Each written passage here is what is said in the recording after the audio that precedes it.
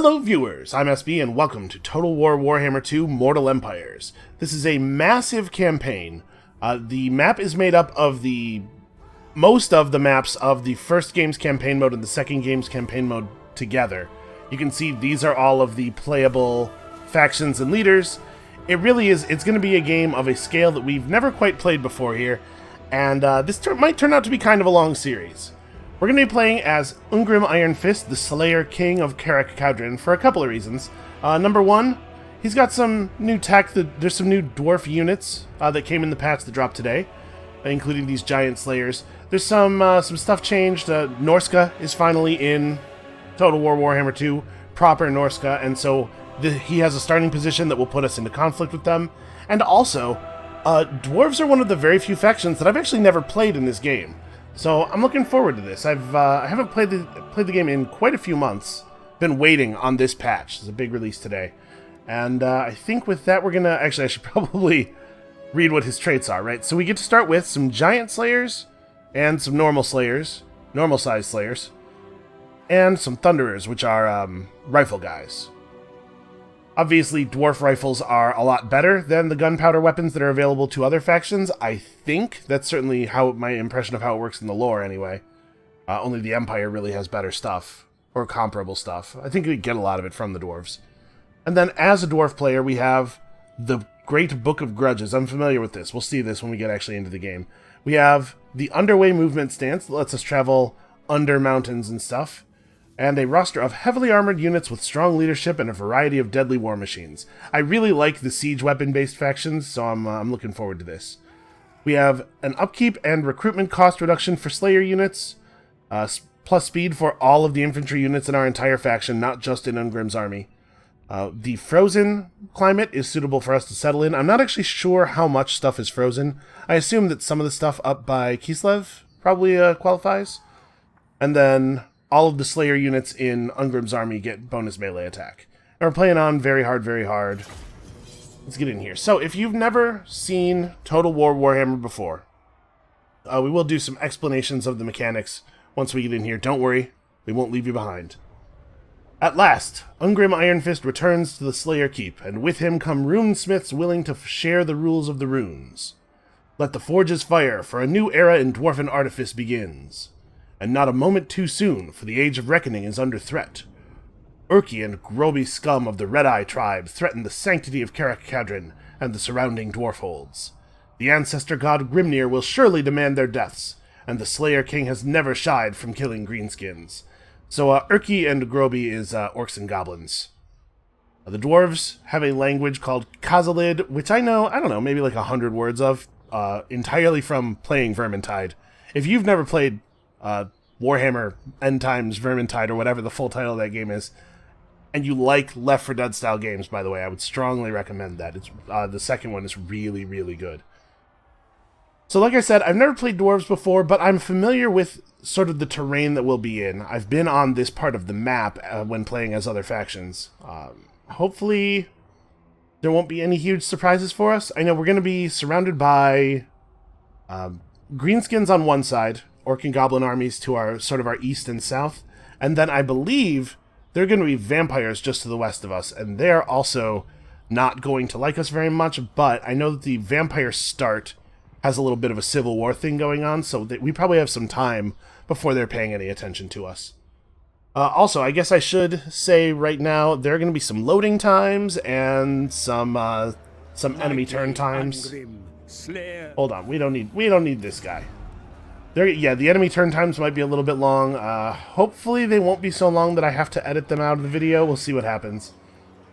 Taking the video into editing really, really extends the amount of time that I have to spend on it before uploading, so hoping it won't be that bad. Alright, Karak Kadrin. We have access to the Forge. Experts in binding the winds of magic to stone or metal, dwarfs can use oath gold in conjunction with trade resources to make magical weapons, armor, talismans, and enchanted items to improve their strength in battle. So that's this thing here. You see, we need this resource called Oath Gold to craft anything. And then many of the items, all of the good stuff, will require access to additional trade goods, which we can get either from our settlements or from trading with other players who have them in their settlements. We also have the Book of Grudges, which we'll look at in a second, and the Underway Stance, which we already talked about. So this here is the Great Book of Grudges. In Grimnir's outraged sight, the filthy, chuffing greenskins dare hold on to Khazid's owned and built by Dawi of Karek Kadrin. They see a lot of that Khazalid coming through. This is a grudge that must be avenged immediately. So we'll occasionally, whenever somebody slights us in the game, whenever any dwarf feels slighted, they note that in their Book of Grudges. If we accomplish this, we'll get 1,000 gold and 30 oath gold. If we leave grudges unavenged for too long, it'll start to affect our public order. You can see here, right now we're satisfied, which is actually giving us some benefits. But as grudges accumulate and as they age, eventually we may become less so, and it will public order. Faction-wide public order penalties are a real problem. Alright, so you can see here, this is our starting army, led by our Slayer King, Ungrim Iron Fist. He's in here himself, and then we have a bunch of other units, crossbows, some guns, and then just, a bunch of standard fantasy dwarves with axes and whatnot. We have here a Rune Smith, which is a hero. Heroes can be run around the map as agents to perform various tasks like damaging the walls of enemy settlements, or trying to wound enemy heroes to prevent them from doing the same thing. But what we're going to do with this guy probably for right now is just stick him in this army where he can function as a combat unit. We also have a settlement here, Karek Kadrin. It is one of the 2 settlements in the province of Peak Pass. The other one, is over here, Nashrek's Lair. If we own both of the settlements in a province, we get access to some special stuff, special abilities within that province. So that is going to be our first goal. That's also, reclaiming Nashrek's Lair is also our starting grudge. And here we have an enemy army. Now we don't have good vision or intel on him, so we don't know exactly what's in his army, but we do know its size. And I'm fairly sure that 8 dwarf units can take 6 orc units. At least, I hope so, for our sake. Yeah, let's go have a meeting with him. That's true, Ungrim. Your command is attack. Okay, the balance of power bar is showing us that this is a little closer than I would like it to be. We can see Urk Face Smasher here has a unit of Orc Biggins. These are pretty dangerous guys, actually. And then some standard orcs, guys with bows. I think we should be able to handle this. So a lot of this game is about fighting these real-time tactical battles.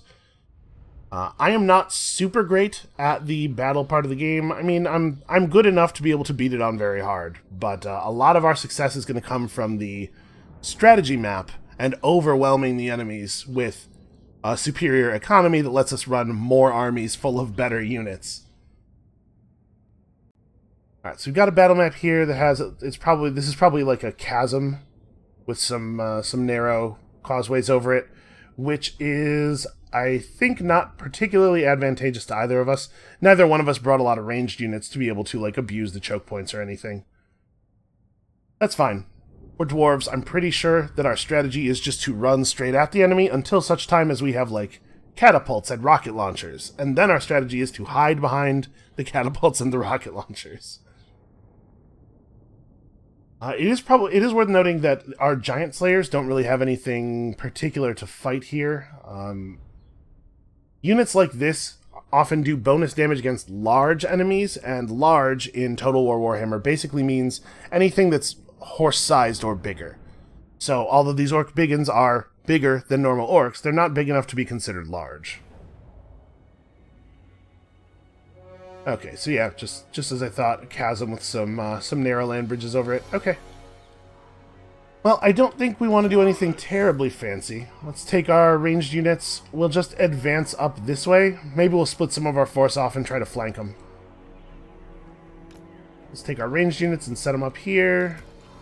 And so the game has the battles are real time, but you can pause at will, and you can issue orders while paused. At least you can on the very hard battle difficulty.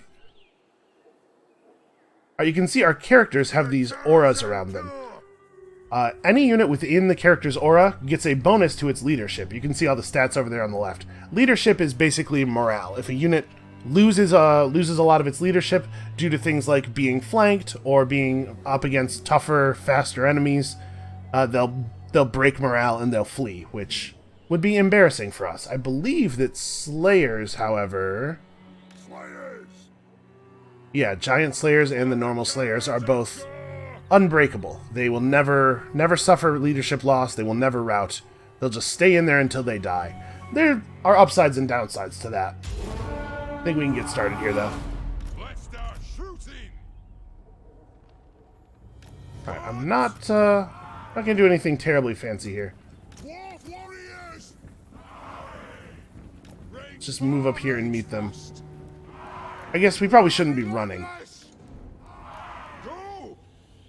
Your units do get tired over time. Units have limited vigor in battle, and it does replenish. But there's no reason for us to be at a full sprint all the way across this field. So I'm going to send Ungrim and his Slayers up this way. The rest of the army is going to meet them on this side. It looks like they at least want to be aware of if we're trying to flank them, but we're still definitely going to flank them. I seriously doubt, as good as a unit of Orcsbane is, I seriously doubt they can stand up to Ungrim Iron Fist by themselves. The balance of the game is such that heroes and characters are tremendously important. I've not really used a lot of firearm missile infantry. Crossbows and bows can fire over stuff, so you can have your melee engage with people and then fire over your melee into the unit they're fighting or ranged units that are standing behind them. Obviously, guns need a little bit more direct line of sight. Is the terrain's pretty flat here? It's probably fine. Alright, we're gonna fast forward through the slow marching up to each other part of the battle. Maybe even a little bit faster forward. Alright, so when I hold down the spacebar, we can see here the area of fire of all of our units and all of their units. I think their melee units are far enough forward that we can start firing on them while still outside of their archer range. Greenskin armies do not have the best ranged units. Let the vengeance begin. This might be a good time to start, like, really charging. Move now. Go through. Yeah, it looks like they're just gonna stand there and take the fire. See, I would react to this, but I assume they have a plan. Maybe. Hold on. Let's pause for a second. How are you guys doing? This is probably a good time for you guys to start running as well. I'm actually gonna have my units hold up right here. If they're fine just letting me shoot them, I'm just gonna keep shooting them. Right, we're just outside of their archer range here. Yeah. Here, we can probably turn off this unit card stuff. They'll have to come toward us eventually. They're gonna get massacred if they don't do something. So you can see the white bar underneath their the red bar is the health. The white bar underneath is their leadership. So obviously, being fired on by ranged units, not so great for your leadership. If they're trying to move so as to bring in their archers. Goblin archers are not fantastic ranged units. Goblin anything, really, not fantastic units. Just charge directly at them. Let's see what they do over here. Rune Smith. Okay. Now they're coming up. Moving out.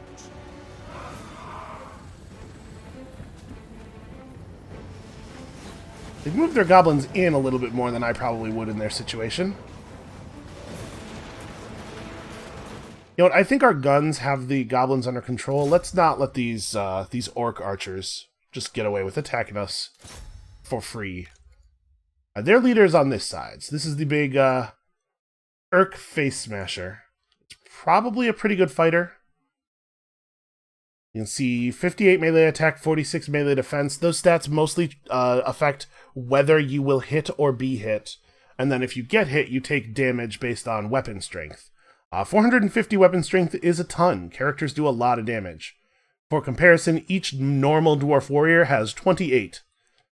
So we are going to have to try to counter that guy with our own character. He is not really up to the task. The good news is we will probably defeat the orcs in combat pretty easily, and then we'll be able to drain this guy's morale by just completely surrounding him and hacking away at him.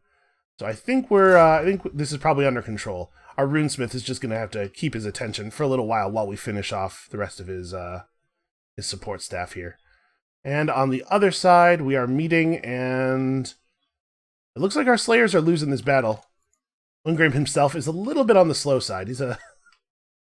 You know, dwarves don't have long legs, and they're wearing a lot of armor. Let's see, this red ruin skill drops our melee defense considerably, but really, really increases weapon damage. And percentage increases to weapon damage are pretty powerful on characters, obviously.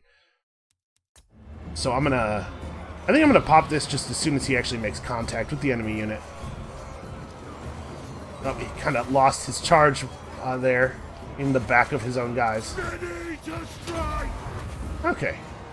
Turn that on. I'm sure he's got this under control. Yeah, you can see him knocking down multiple enemies at a time here.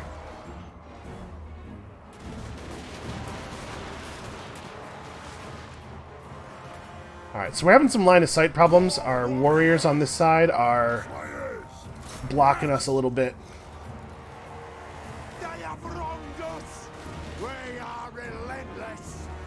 Alright, we're going to move around and try to get some kind of flank going. Flanking an enemy is a great way of draining their morale, as well as, of course, doing a lot of extra damage. It's tough to fight people who are behind you. I don't really want to keep fighting these goblins, but I do want them to back off so that we can get in behind the enemy troops here and fire into their back. As you can see here, our Giant Slayers are actually kind of getting manhandled. They're really not... Anti-large troops are usually not super great at fighting things that are not large.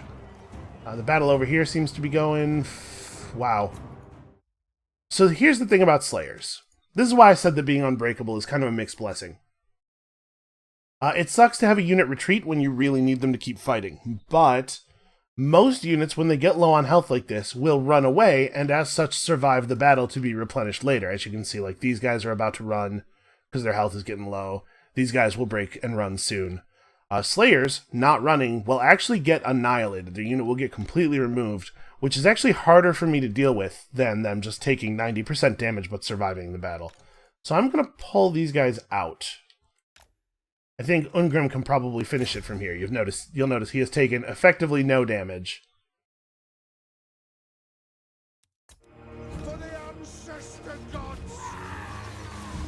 So the flickering flag means they're thinking about fleeing. It's a little bit more leadership pressure will do it.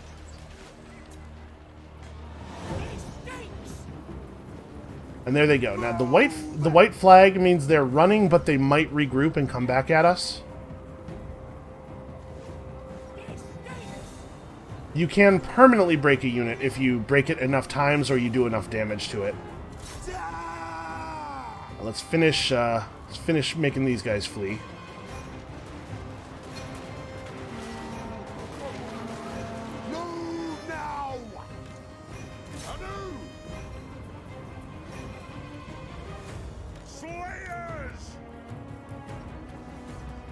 We can have our Slayers come around and hit these guys in the back. Ungrim has done a fine job of finishing off the biggins. He probably doesn't actually need to chase them, but also there's pretty good odds that he's not going to get over to this part of the battle in time for it to matter.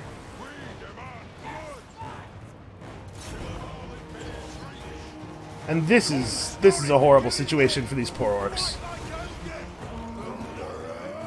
We are getting shots off, right? It's the refire delay on these guys is long enough that I sometimes can't tell if they're still... Yeah, there we go.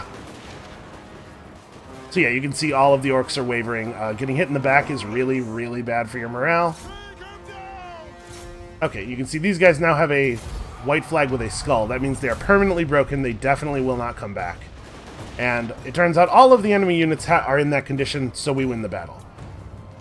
You can win a battle by just eliminating everything on the other side, but most battles will come down to this. As soon as it turns enough, the enemy units will refuse to keep fighting and flee. That's not the case for everybody. Some factions have more units like Slayers that won't give up. And then a lot of the basic cannon fodder type undead units are not smart enough to get scared and run away, and you, like, if you're fighting zombies and skeletons, you do actually have to just kill them all. So our losses were considerable. That was classed as a Pyrrhic victory. But you know you can't spell Pyrrhic victory without victory. We might have to slow down and replenish a little bit. So none of our units were actually killed. You can see here, kill counts for everybody. Ranged units really led the day there. And after each battle, we will get some loot based on how good the enemy army was. This army is kind of garbage. We did earn a Standard of Discipline, so we can assign this to a unit to give them bonus leadership. We'll probably give it to one of the normal Dwarf Warrior units. We don't need plus leadership on our Slayers because they are unbreakable. And then we have a choice of what to do with the captives. We captured 60 orcs.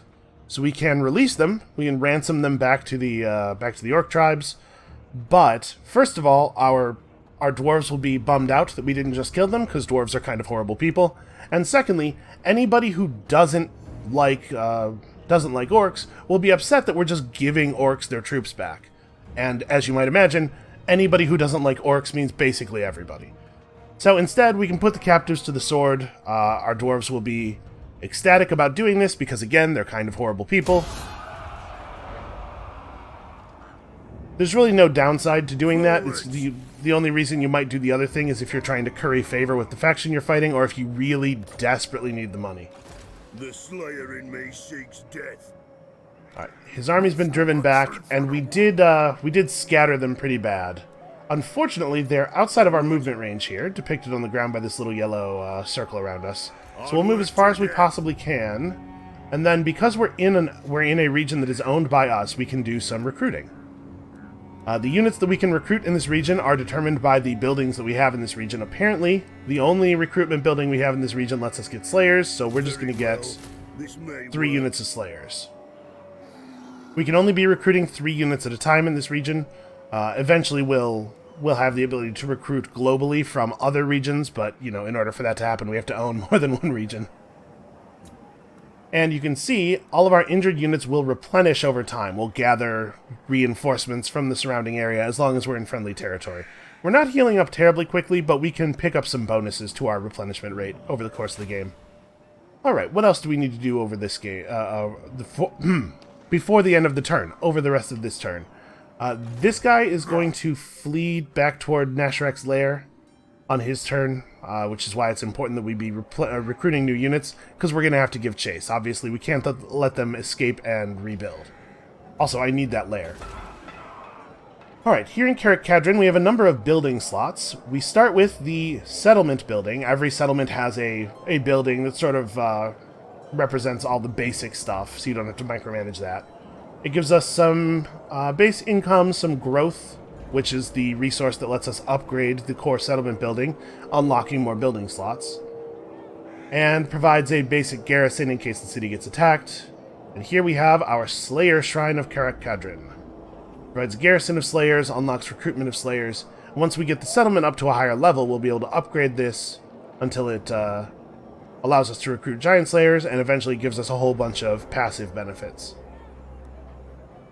Alright, we also have another building slot here, so we could build another recruitment building, allowing us to get some siege weapons, and some more gunpowder stuff, the basic combat recruitment building, dwarf warriors, miners, and whatnot.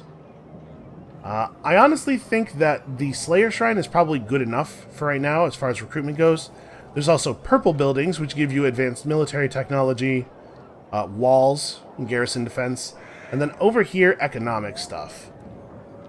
So we can build a trading depot that'll give us some oath gold every turn, in addition to increasing income from buildings and trade. We can build a refectory, which will get our dwarves nice and drunk, and nothing makes a dwarf happier than being drunk. A trinket maker that it's just industry, just produces gold. But here's what I think we want to do. We want to pursue growth. Because plus 8 growth per turn means it's going to take forever for us to hit our threshold of 125 that's going to give us a population point. And we need population points as a resource to spend to get our settlement building upgraded. We also have taxes coming in. The province is pretty poor at the moment, and the people are not super happy about being taxed. You know what? They're just going to have to deal with it. If public order drops low enough, though, it will have some negative effects. We have to pay attention to this.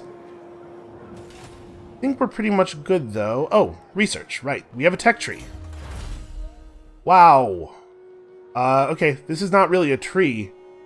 The other factions do not have this many techs. Most of the other factions combined don't have this many techs. What is all this? Okay, so it's all like...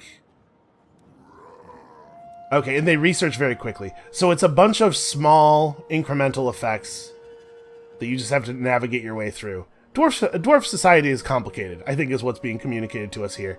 So I'm just going to scan over these real quick, looking for public order and growth-related technologies. Those are the problems that I find I have a lot in the early game.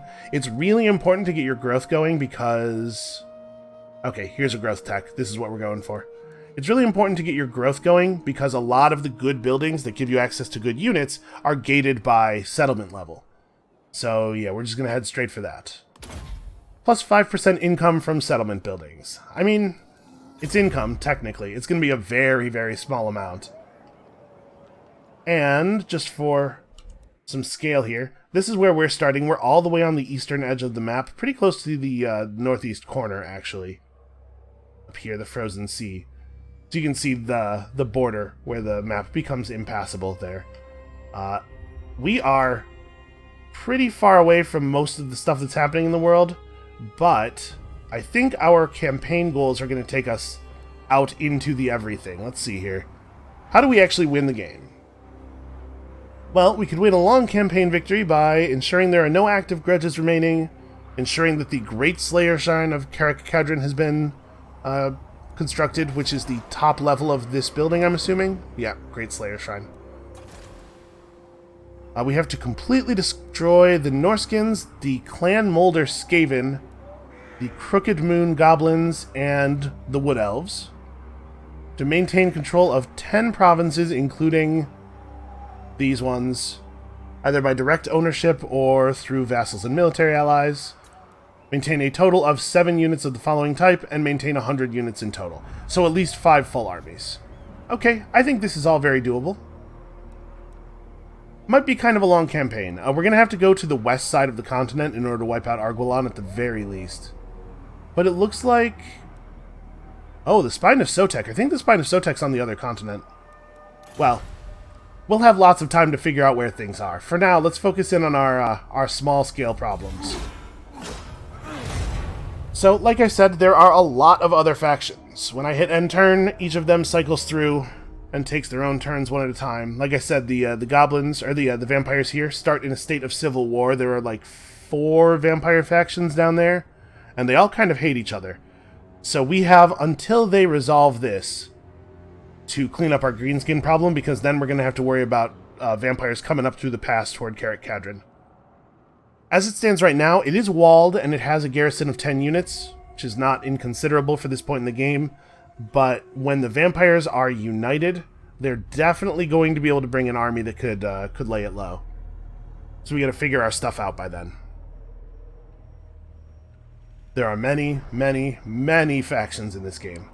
All right, the green and red swirls that you see on these guys indicate that their fightiness is low. Their units are unhappy because they're not winning battles, they're not raiding, they're not getting to smash stuff.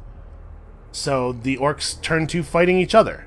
It is never on the table for orcs to just not fight. They either fight the enemies or they fight each other. Right now, we've got them fighting each other. That's good for us. That means that army's not going to replenish very effectively. Okay, that wasn't so bad. Turn timers will get worse as the game goes on. Like I said, if it gets really bad, I'll just edit the videos and pull them out. All right, let's walk right up to the edge of our territory. So it looks like they're not even headed for Nashrek's lair. They're fleeing further north. They have a couple of settlements up here. We got to take all this stuff. Is this just... Yeah, this is one more province. Ooh, this settlement has golden idols.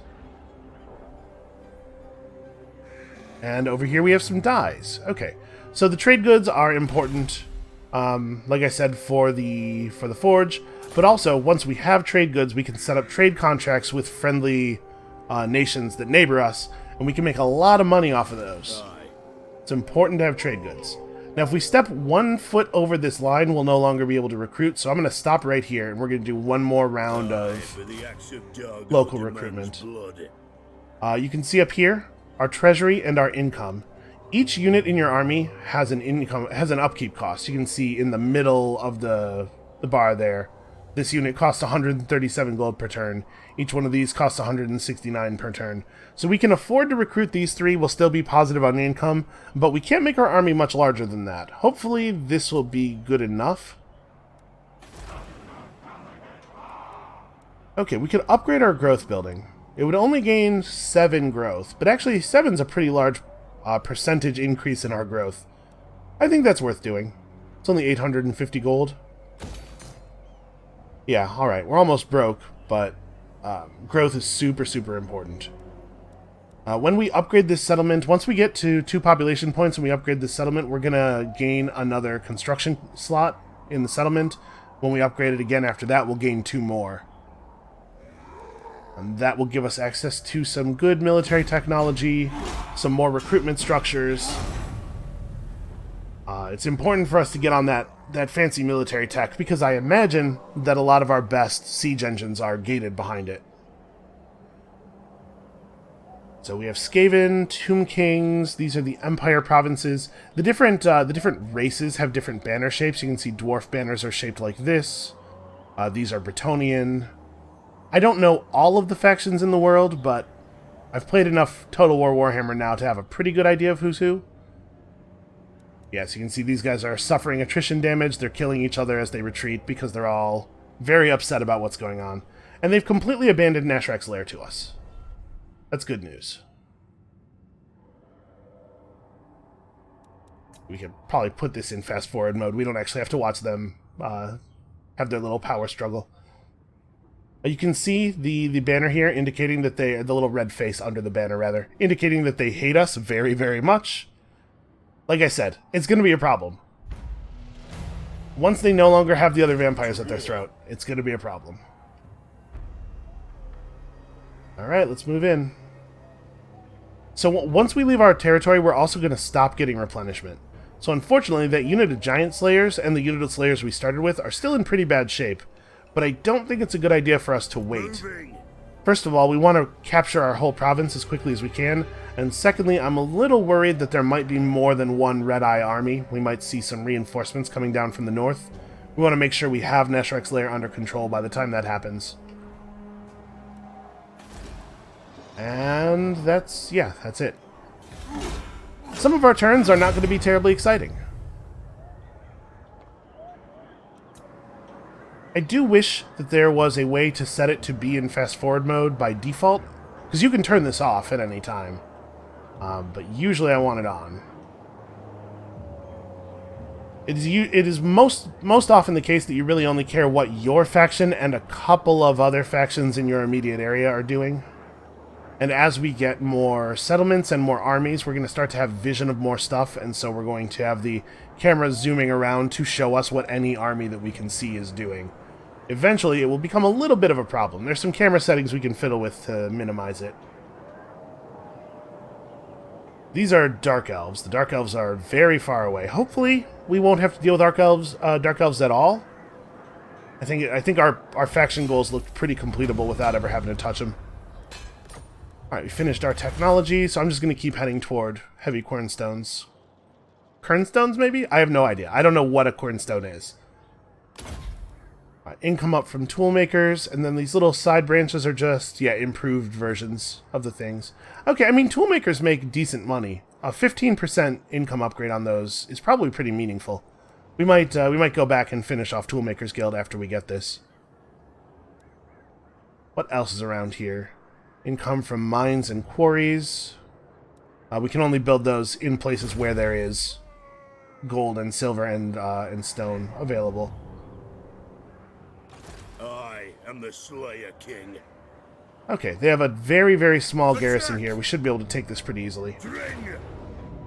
Yeah, we're in basically no danger. So we don't have to manually fight every battle. We can let the AI auto-resolve battles for us occasionally.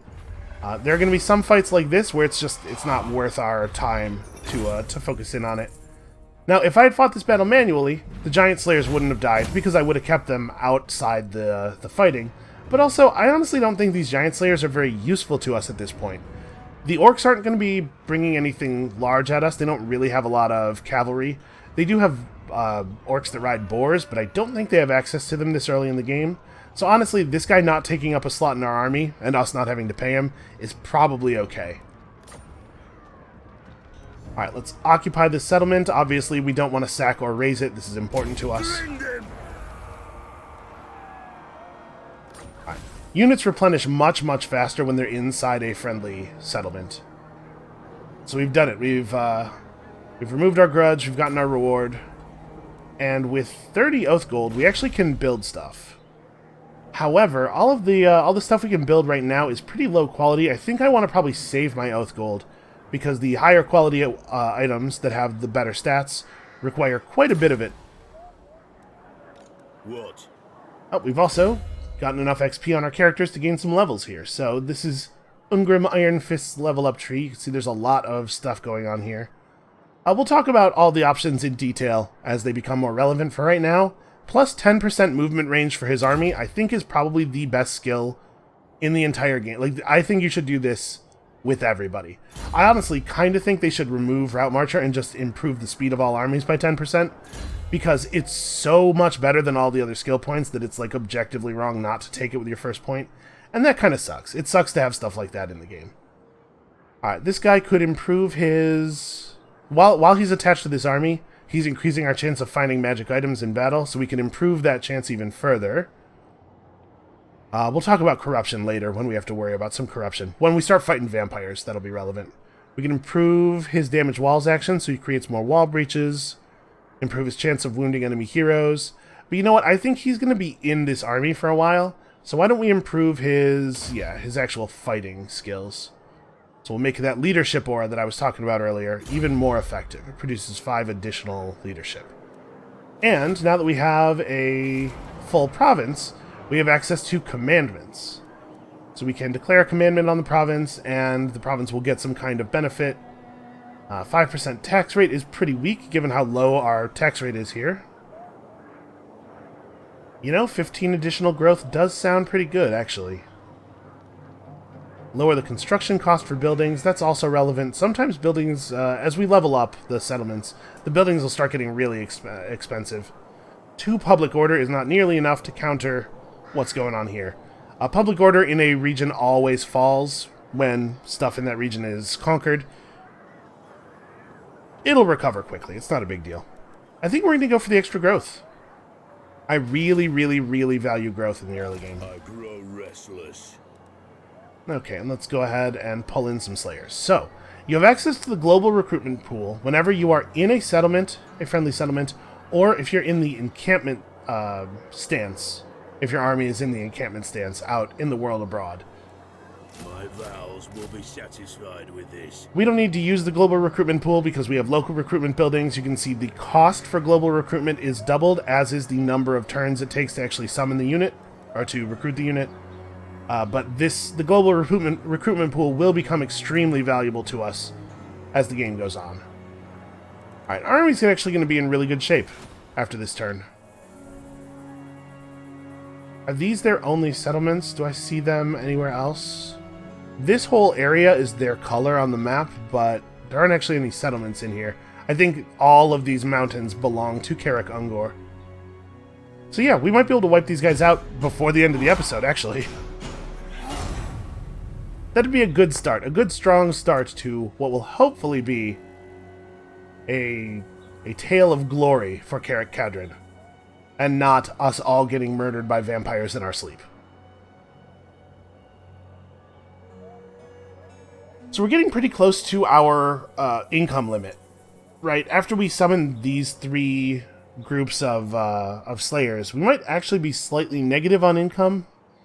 We can keep ourselves solvent by killing orc armies and taking what little money they have, but we're going to have to come up with a better long-term solution, which is going to mean economic buildings, but we really don't want to build any economic buildings until we get our settlement upgraded a little bit more. So hopefully that growth can roll in. So when we took over Nashrek's lair, it already had a barley field built, so that's even more growth. Yeah, we're getting there. Once we have 1 point of surplus population, which will happen next turn, we can upgrade this settlement, and that'll give us an extra construction slot. That's probably what we'll do, and then we'll build like a tool maker here. That'll help shore up our situation a little bit.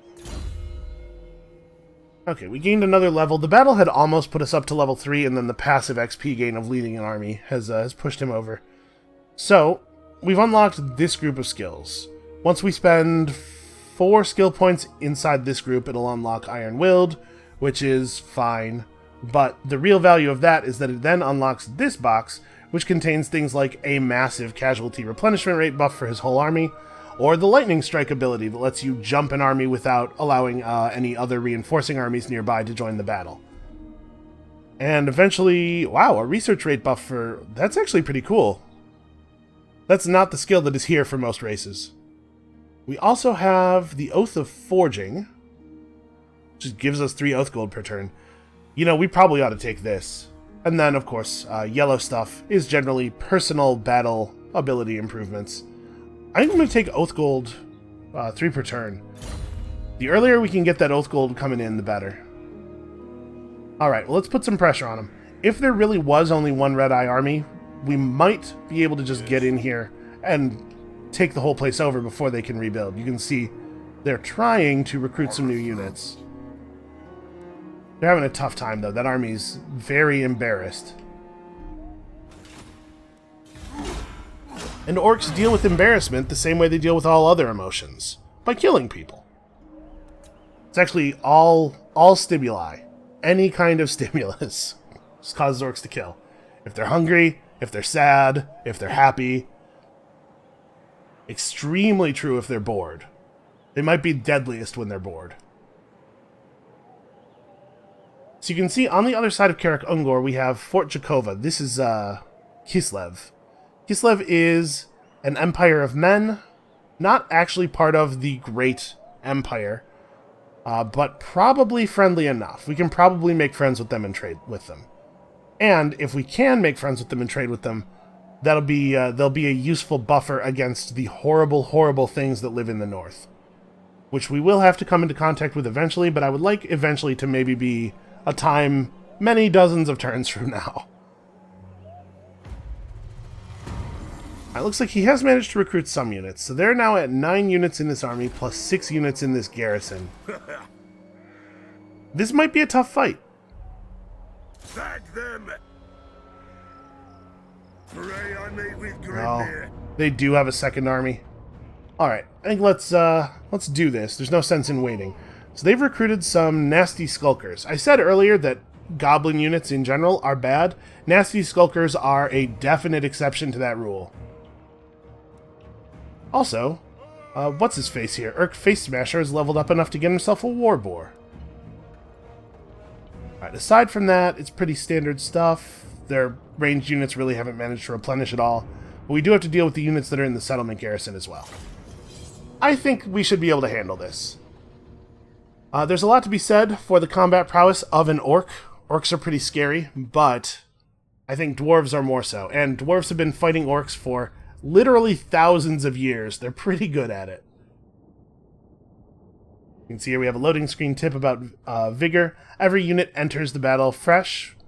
Under normal circumstances, there are some things that can change that. And then as you do stuff in battle, you get tired, and getting tired reduces your melee combat stats.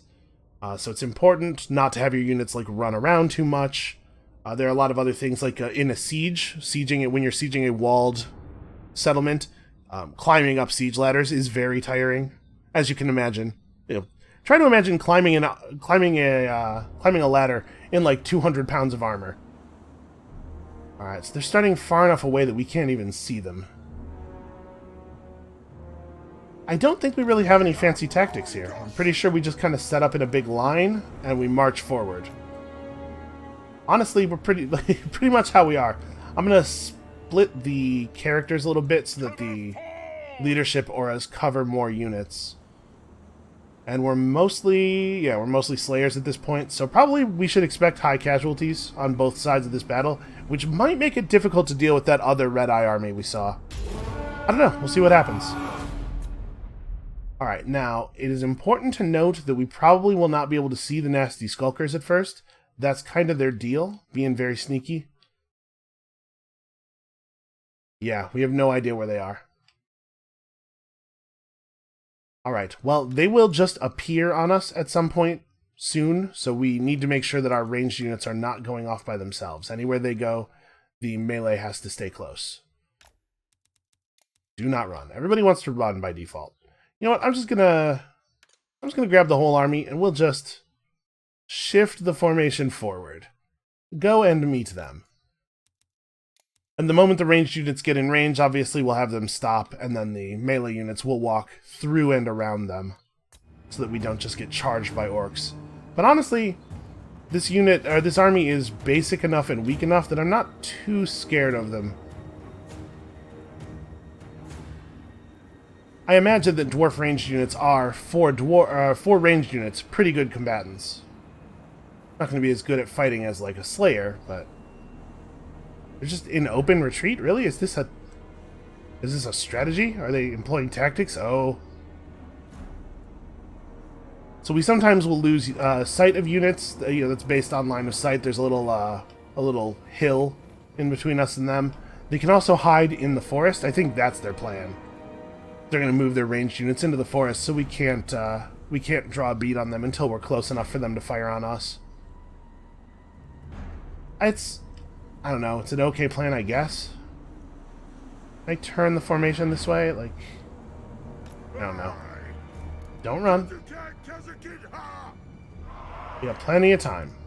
I mean, obviously I don't want to sit here and watch you walk, but we got plenty of time. So because we're the attacking army, if the timer runs out, it's basically a loss for us. Obviously, it's not like our units will suddenly die or anything, but if we want to take this settlement, we do have to actually go over there and win the battle. And they have not done a good job concealing themselves in the forest. We can still absolutely see them. Alright, well my plan for right now is going to be for the ranged units to engage. Again, this is not really a thing you need to run for.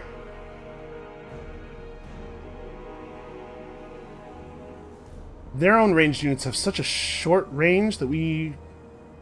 Yeah, again, I really don't know what their plan is here. I should probably pull down to normal speed. Why don't you guys fan out a little bit so you're not blocking the gunshots?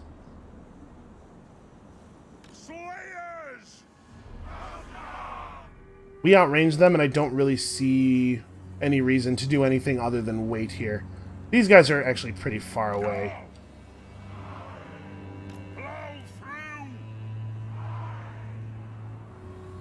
Okay, it looks like we're coming forward just in time. So this is a fine time to just start running. Probably more like this. We should try to establish some flanks. Have a couple of units run up this way instead of directly in. If you hit an enemy unit in the back or the side, you can drain their morale incredibly quickly. And fights against orcs and goblins often come down more to morale than actual casualties. They give up very, very easily. I'm wondering if we should just have the gunners fall back. Yeah, probably. Let's let the melee units through. We'll find our angle somewhere else. Quarrelers can probably stand their ground because they can just fire through fire over the melee units after they get passed up. Oh, there's some skulkers.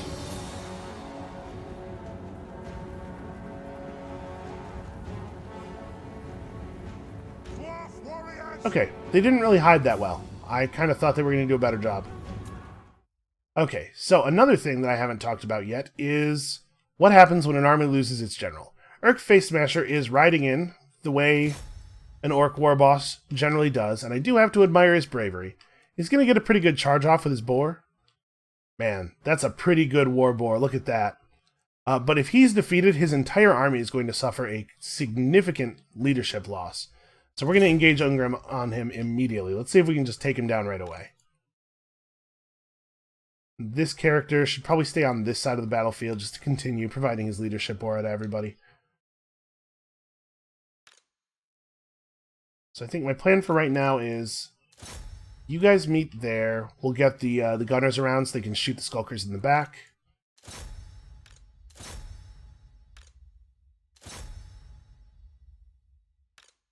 Try to stop their ranged units from shooting at us unopposed. And then, yeah, over here it's mostly just going to be run into each other. Do your best to slam into these orcs at maximum speed. I'm going to try to have these... Let's see if these slayers can just kind of run up the middle. It looks like we might be able to fit up this lane and then hit somebody in the side or the back.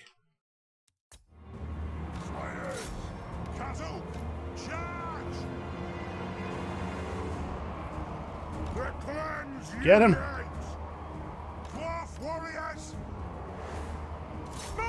Alright, so we can hit those guys in the flank.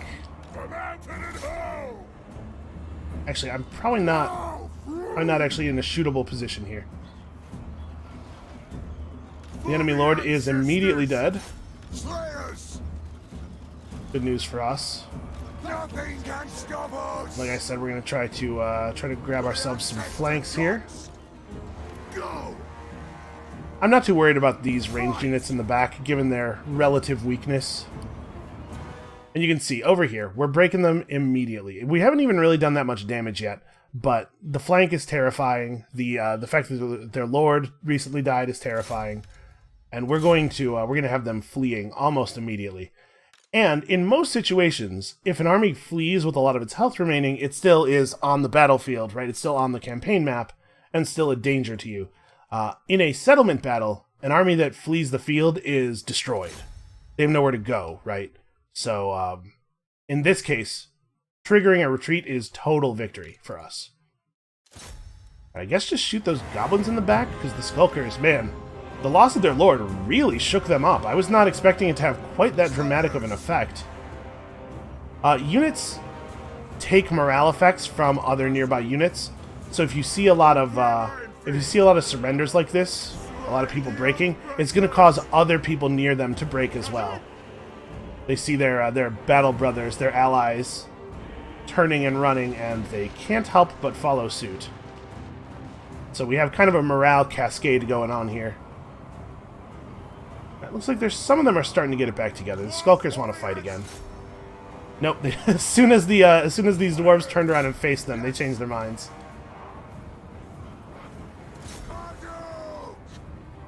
Where are my quarrelers? Let's have the quarrelers refocus on these archers. A lot of people who are not actively chasing.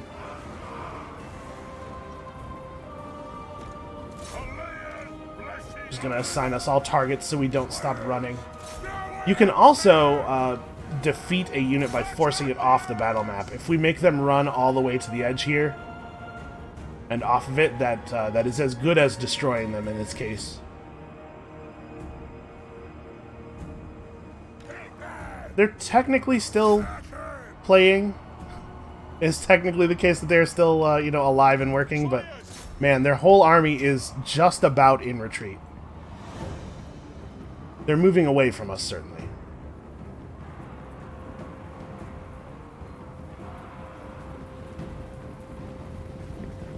I'm going to command a lot of battles from a pretty far overhead perspective, but I do think the graphics in the battle engine are really, really good. I'll try to remember to zoom down here and get some good vision when I can. Dramatic battle camera.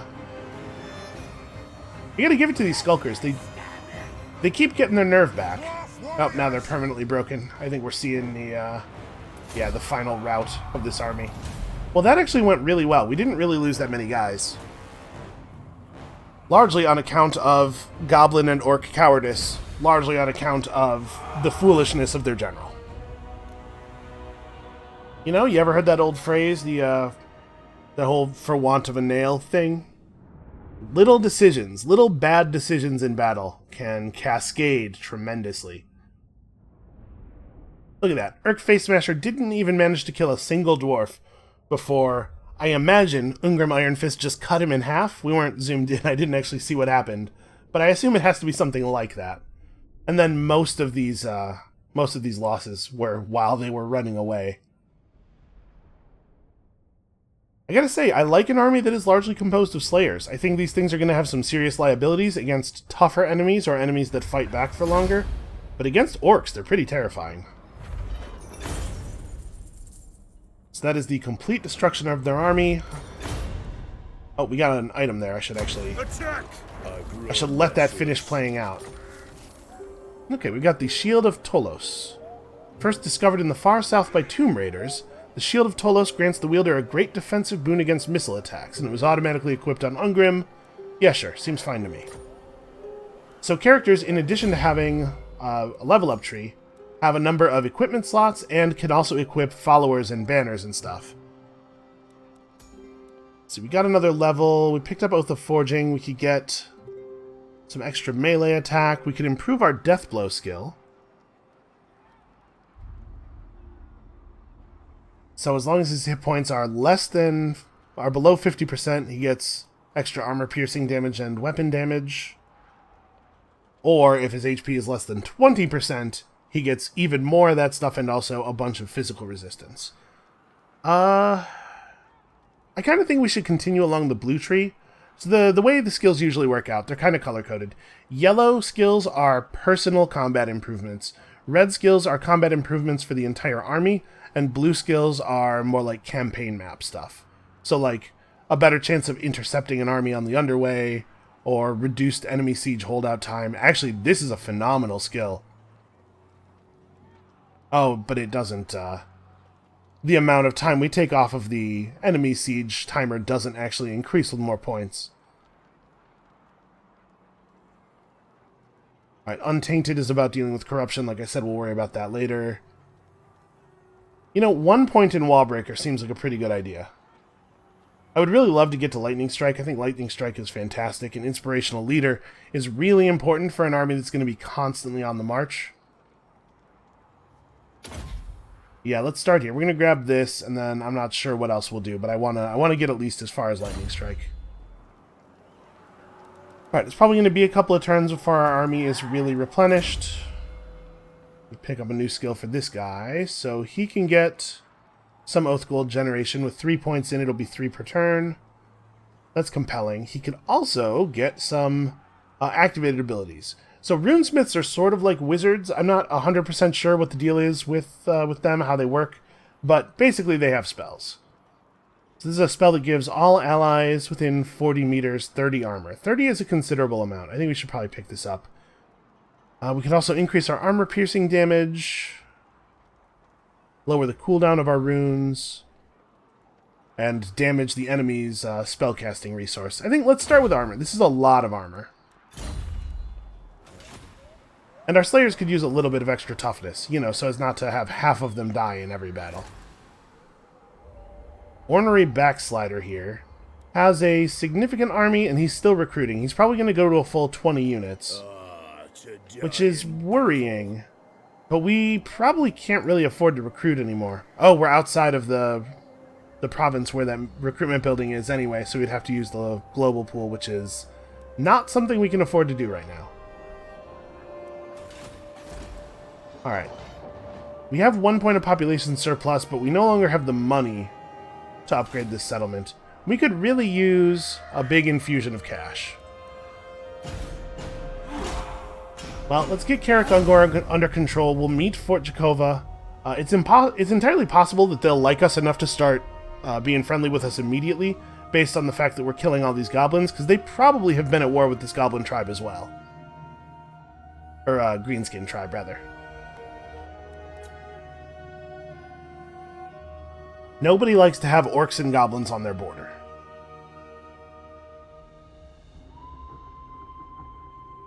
This vampire thing usually resolves pretty quickly. The faction you're seeing here generally gets eaten by the faction with the black and red flag that we saw for a moment there.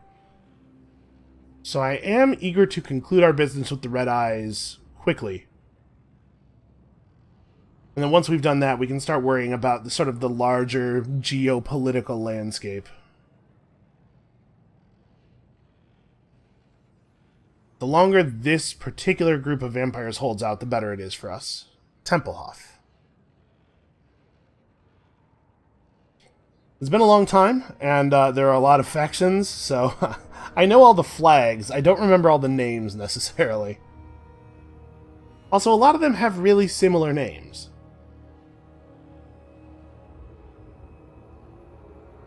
Alright, these last ones at the end here, these are the Norskin tribes. When I said that there are terrible things living in the north, Norskins are what I was talking about. Okay, they're starting to put together another army. So the end of our new region is here. We can move up to there while still replenishing. But honestly, I think maybe we should sit in this settlement for another turn to take advantage of the improved replenishment rate. Okay, we don't even need to talk about Regiments of Renown. We'll worry about that when we can actually recruit them. So yeah, I think we have a pretty uneventful turn here. We really need the replenishment. As much as I don't like giving the orcs time to recruit more guys, we have to be very careful about losing this army on account of it being our only army. If we suffered a serious defeat, they would definitely take back Khazad Urkulaz, and they would probably push further south before we could get ourselves back together. I don't think we'd lose Karak Kadrin, but we would lose all the progress we've made.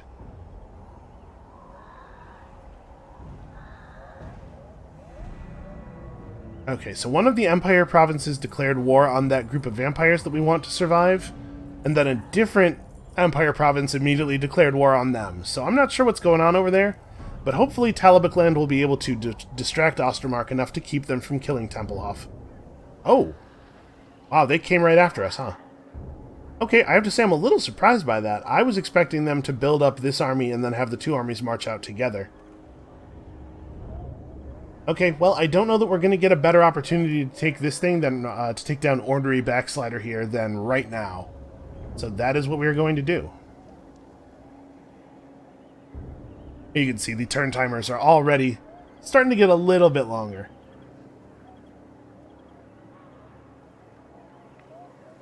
Oh, I see what he tried to do. Okay, let's talk about stances real quick. So each army is in a stance. Most armies are in the default stance, the none stance. But there are a bunch of other ones like March, which significantly increases your movement range, but makes it so you cannot initiate attacks and makes all your units tired. What they tried to do is they walked up close to us and then put themselves into ambush stance. Ambush stance makes your army invisible on the campaign map, and then any enemy that gets within a certain distance of them will basically roll a die to see if they discover you. He did it too close to the settlement, and we saw him immediately. So what is his army? It's mostly just normal orcs. We got some goblins. These units are absolutely terrible. Some night goblin archers. These are a little bit better than normal goblin archers because their arrows are poisoned. And then some normal goblin archers, some orc archers, and a single unit of goblin wolf cavalry. I think we can take this army. I think. I sure hope we can take this army. If we can't, this is going to be a pretty bad thing for our campaign as a whole. And like I said, we're going to go and get this growth buff. Ready. If we wait... Yeah, we're not going to get any... Things are not going to get any better for us. We should just take them now if we can. Alright, the balance of power bar suggests that this is maybe slightly not in our favor, but... As you saw last time, you can turn a battle against Greenskins very, very quickly by hitting them in the morale. So hopefully we'll be able to get their leader. Unfortunately, this army is led by a goblin rather than an orc. Goblins are smarter than orcs are, and also considerably more fragile in actual combat, so my suspicion is he will not just charge into us and let me cut him in half. Which means we might have a harder time cutting the head off this particular snake. Sort of set up in the corner in a weird way. They do have more ranged units. That's the thing I have to be worried about. I'm not too concerned about the Goblin Wolf Riders. My experience with these things is that they are just not very good. They're good at picking off archers, that are sitting out by themselves, but I think dwarf ranged units are pretty good fighters.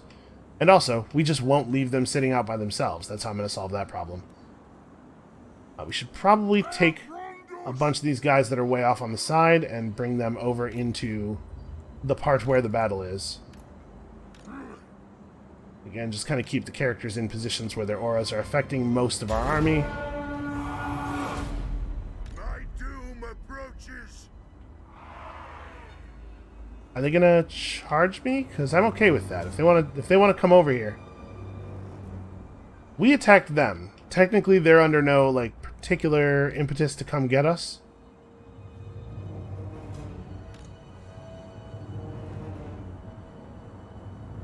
Yeah, they're kind of repositioning, but they're not actually coming forward. Okay, let's move up into the trees, I guess. Can we get... Hold on a second. Can we find a spot where we'll actually be hidden? These aren't really trees. These are the frozen husks of trees. So, here we go. If you see a position where the cursor has the little trees next to it, that is a position where we will be hidden. So let's move for here. Do not run. Obviously, they'll see us walk up. They'll know where we are, but this will provide a little bit of cover from ranged fire as we close. When they lose sight of us, they lose the ability to shoot at us. And you guys just kind of move forward. I don't know exactly what our plan is. We'll figure it out once we get there. Don't run, though.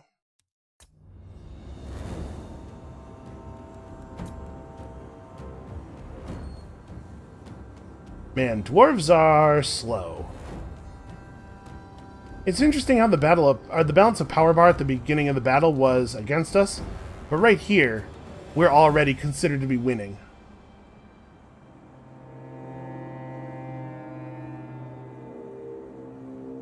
I remind you, this is our army moving at 4 times speed. I mean, I know we're just walking, but even so. Really, really short legs.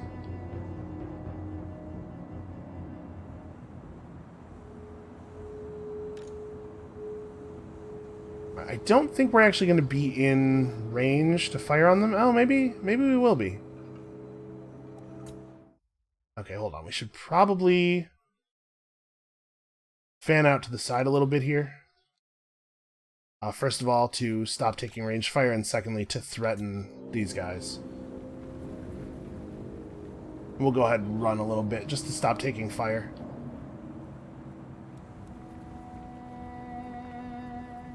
I don't want to engage immediately. But man, it's hard to be this close to them and not just, like, run forward. Oh yeah, Night Goblin Archers are stealthy, right.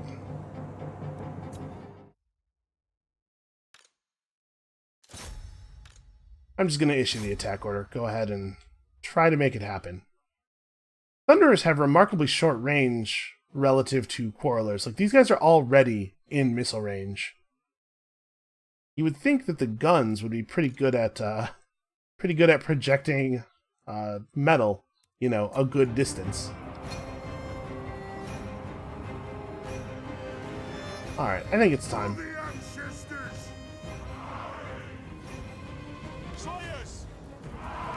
It's time for the running to start. Slayers do not like being shot at. We don't really have a lot of armor or shields or anything. You can see they're taking some serious damage immediately.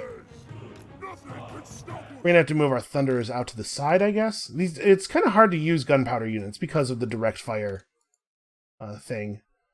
Let's move our Rune Smith over to where he can provide his armor buff to more units, I think. And it looks like the Wolf Riders have decided to just stay with us. So you can see here they have a buff on them called Sneaky Stabbin'. Their general, who is currently hiding from us, probably in these trees, is a wizard, a goblin caster. I think we can probably just gut these guys real fast. There's no way that a bunch of goblin wolf riders are actually prepared to fight dwarves in melee. We can just remove this unit from the table immediately and then deal with the rest of them.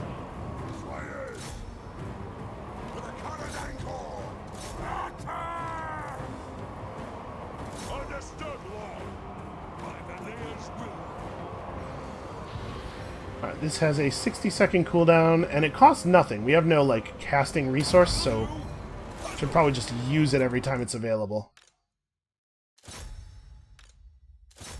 Let's issue some fanning out orders here. Yep, you can see we we messed those Wolf Riders up very badly, very quickly. Now, I think we're just going to have Ungrim hack his way through a lot of enemies. We could try to hunt down that wizard, but I really have no idea where he would be. Alright, fire into this flank. I'm not sure what those goblins are doing. Maybe they're anticipating some kind of trickery? I mean, I didn't bring any cavalry or anything.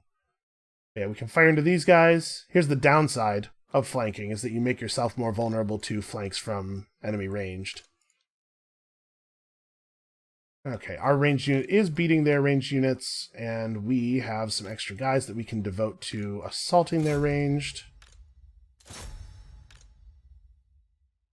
Oh, hey, there's their guy. Yeah, you know what? Maybe Ungrim does go hunting. Because if we catch him, he's dead. And if he's dead, that will turn the tide pretty quickly. Not that I expect the tide to be against us in the first place, honestly. So you can see all of these units with their bonus armor. Unfortunately, flanks are a serious concern. Trying to weave Ungrim through here. If he makes actual, like, sort of what might be considered base-to-base contact with an enemy unit, he's liable to get stuck on them. It can sometimes be tricky to get units to not fight things that they're touching. Alright, we're pretty outnumbered over here, but we're also much, much better fighters than they are on a one-to-one basis, so hopefully this will be good enough. Alright, if Ungrim's able to get in here, I'm going to try to steer him so that he can head this guy off at the pass. Get him!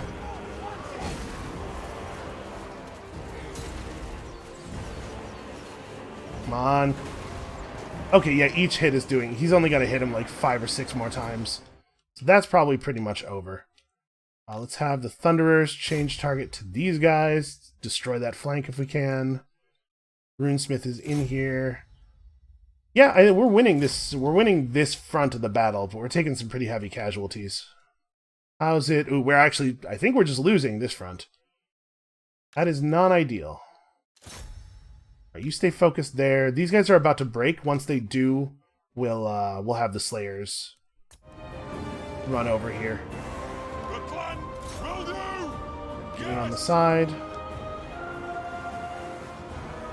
Come on, Ungrim, swing that thing faster.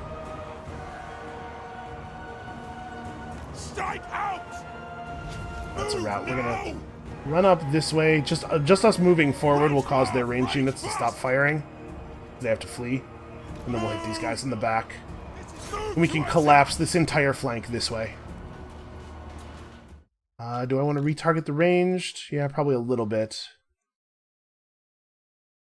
I guess keep working on the one that has the lowest morale. If we can force a retreat from the archers, that'd be great. How's this going? You got them under half. Could be going a little faster there.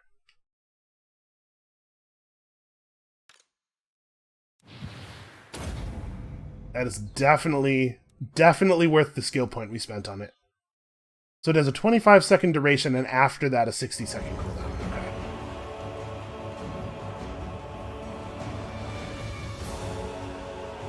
Oh, their lord is getting ready to flee.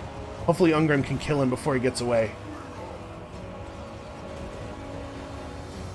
Oh, well, he's broken, though. That's good enough for me. We won't get the massive leadership penalty put on them for their leader being dead, but him running away means that he's not providing his leadership aura to them. And it turns out that Ungrim can drive several units of ranged before him. I don't like. What are these guys going to do? If they engage with him, he's just going to cut them to pieces. This front's looking pretty much won, and we need some support on this side. You guys need to keep falling in. You guys need to stop chasing. Battle's not over yet. That said, this unit of Slayers is pretty messed up. I think having them chase a ranged unit is probably fine. It's a way that they can continue to contribute to the battle without actually dying. This is... Yeah, this mass is all there, guys, so we can fire into that pretty cleanly. Alright, I feel good about how this is going. One of our units of Slayers was completely wiped out. He should go with them. This side of the battle really needs help. Oh, Ungrim, don't get distracted. Slayers, attack!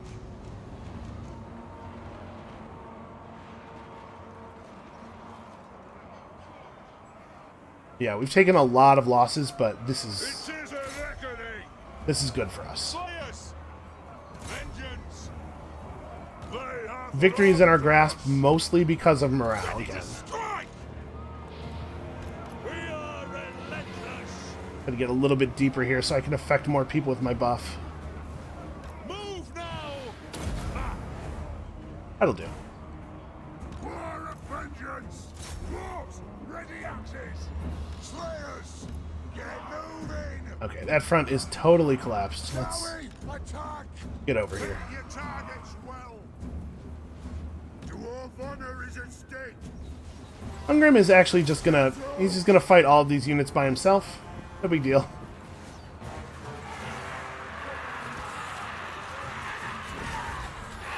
Wow. I mean, goblins are pretty light, but still, it's impressive that he can send them flying like that. And he's really not even taking that much damage. Slayers.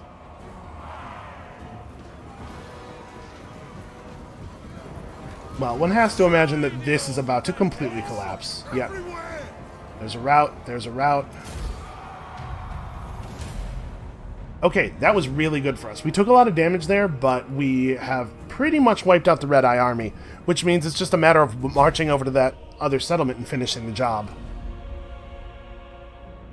We might even have enough movement to move back into our settlement to end the turn so we get the extra replenishment bonus.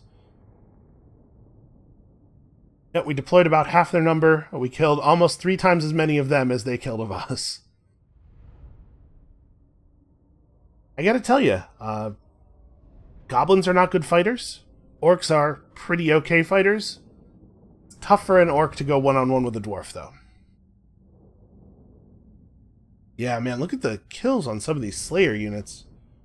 So you can see here, these little chevrons indicate unit veterancy. Individual units do get experience points, and they level up through battle, and they have better stats when they're leveled up, but it can be tricky to get low survivability units like Slayers leveled up, so I'm a little worried that we'll have a hard time generating veteran Slayers. Onward to death. I must fulfill my Slayer. Oh, that's bad news for him. Attack! His post-battle move away didn't actually get him out of movement range from us. I'm kind of surprised that this is not considered a battle that's actually in my favor, given how shredded they are. Alright, well, we better fight it manually. I was hoping to just auto-resolve our way through finishing that army off, but I'm a little worried. If the balance of power bar is close to even, auto-resolves often end up giving you a much worse result than you would get by just fighting the battle yourself. And we're going to be able to do a lot of this with just our ranged units, which are both still in perfect health. Ranged units do have limited ammunition, but they don't track that at a campaign level. So every battle they start with fresh, full ammunition. Even closer. Rune Smith can be over here.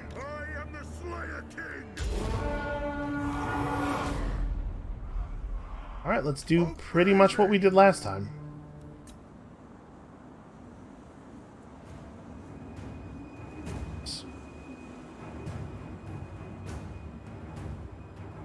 Yeah, look at how small and weak this army is. Now keep in mind, we can't see the Night Goblin Archers, because they're sneaky. They do still exist. But I think they lost all their units of Skulkers, so this is pretty close to everything. Keep an eye on these range cones. As soon as we're in range, we let them have it. I'm gonna have to be careful about how I let the rest of the army advance around the gunpowder guys. Okay. Go ahead and issue the orders here. So you guys need to sort of fan out to the side. Don't run directly through the gunners. So be careful not to block their line of sight. I gotta remember to tell all these dudes not to run.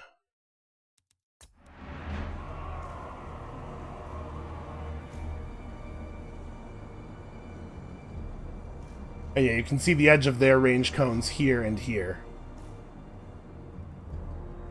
Goblin arms are just not strong enough to properly fire a bow. That's something I've always thought was kind of strange in like medieval themed games. Yeah, I know most of them are fantasy things, but I always thought it was strange that bows are generally like an agility or dexterity weapon, because to use a classical bow, you really need a lot of upper body strength. I don't know enough about like the history of weapons technology to know when like compound bows started to be a thing. I think you don't. The whole point of a compound bow is that you don't need the same level of strength to wield it. But you see a lot of characters just doing like old school Legolas elf style nonsense and doing it without the massive arms that would actually require. Right, of course, expect the range to fall back. So here's their lord. I think I'm going to direct the quarrelers at him. He's low enough on health that we might be able to just kill him with a ranged volley. And everybody pick some targets. A lot of these units are at very, very low health. This unit that has a reasonable amount of health is just Goblin Spearmen. Goblins are not a good match for anybody in combat, but spears in particular, as I mentioned earlier. Units that are designed to fight large enemies are often not that good at fighting non-large enemies. And since we have a kind of a hole in the front here, I think we can probably get some shots off on these guys. Try to make sure everybody's running in such a way that they don't block that shot too much. And as we get close, keep an eye on the range of this spell. We get anything? I mean, I think they should have it. There we go. Good volley. It is an order! The runes are cast! For the High King! Hammer! Hungry. Get in there and fight somebody. Alright, here comes the volley. Turn on the unit data. It's 267 health. It's more than I thought. It's actually dealing 0 damage to him. The clans unite! Okay, we may have to try something a little different here. If you guys aren't actually going to deal damage to him, you may as well be firing at their ranged units. You can probably break that one down pretty quickly. Let's send you in. Looks like this group of them is going to collapse pretty soon. Yeah, they haven't dealt even a single point of damage. Vengeance! But you know who will deal a single point of damage? That's as fast as he can run, apparently. Even if all he does is chase the guy off, removing his leadership aura from the battle is valuable. Oh, he's gonna make contact. We don't need melee defense. We just need violence. Slayers! Do it! Attack! Alright, their lord is down. We have a powerful character in their range, which is going to mean they don't have time to fire arrows. They just lost a whole front of the battle. Man, the dwarf shields like gleaming in the sunlight is a really cool effect. Okay, I believe that's it.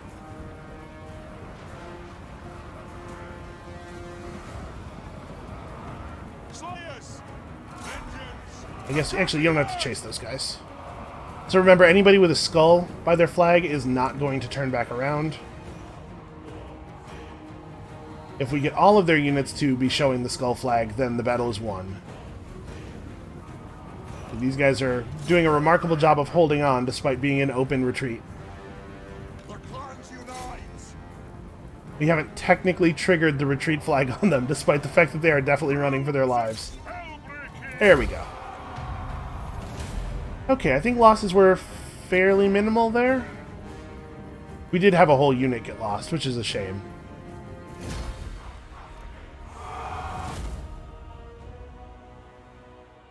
Okay, we lost 100.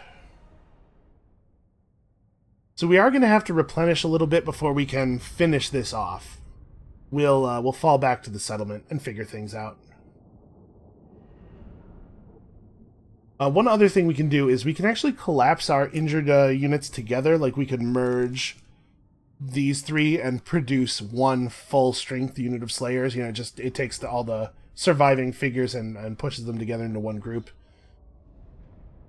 It's a good idea when you're in immediate danger, but if we're going to replenish, each of these units will replenish at the same rate. So by collapsing your units, you actually get less total replenishment. I am the Slayer King. Huh, apparently his army was allowed to retreat again. Okay, we've achieved victory over Greenskins multiple times, so Ungrim Ironfist has gained the Orcsbane trait, which gives his whole army plus leadership against Greenskins. Handy. The Slayer in me seeks death.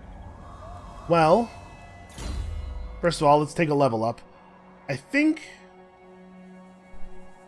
we want to go for Miner's Instinct. The other levels of Wallbreaker really aren't that good. Attrition suffered by Defender plus 15%.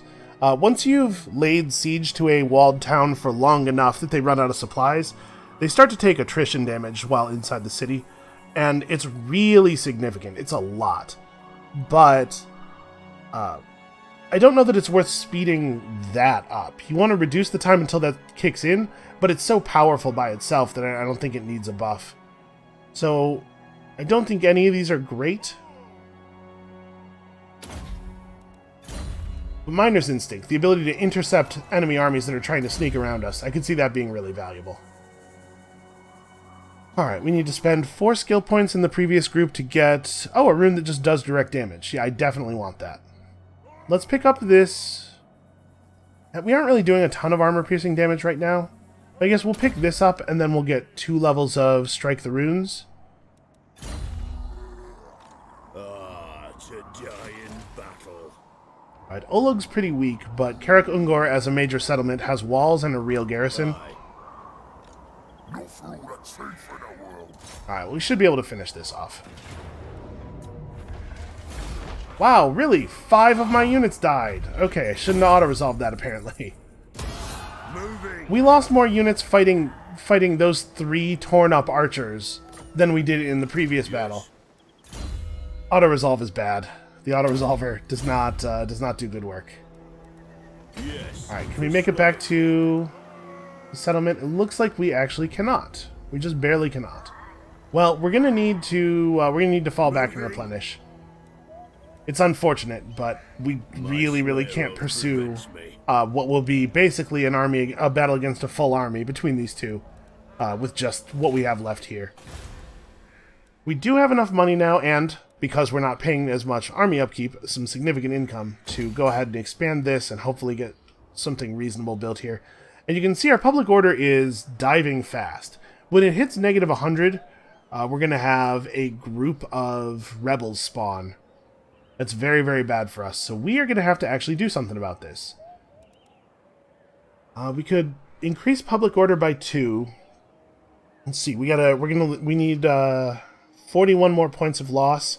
So that would take us from 6 turns to a rebellion to like 9. Buys us a little bit of time.